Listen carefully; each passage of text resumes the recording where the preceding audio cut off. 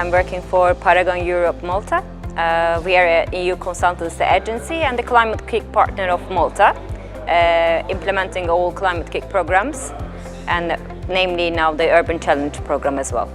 Malta is actually the southern part of Europe and it's a small island with 420,000 inhabitants with an influx of tourists 3 times bigger than the population. It's 1.3 million tourists we are receiving every year. It's a center of attraction. It's a touristic city with a lot of environmental challenges, I have to say.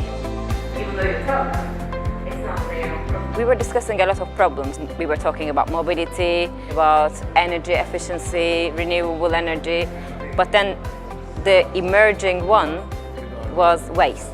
The major challenge now the island is facing is the landfill, basically. It's full, and we don't have any space to dump anything else to landfill. So if you want to dump more waste, we need to use an agricultural field. So the only option for us is to find a solution. Malta, being such a small island and country, we are generating per capita 620 kilograms of waste, whereas the EU average is 482. So it's a lot of waste.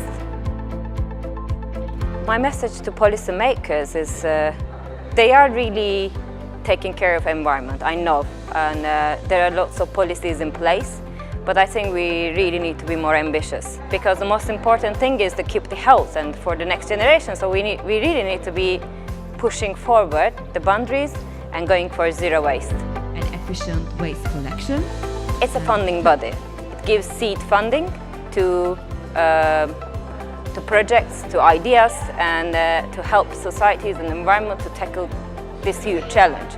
But more than that, it's the expertise. I think Climate-KIC has to remain its position as being the driver of system innovation change.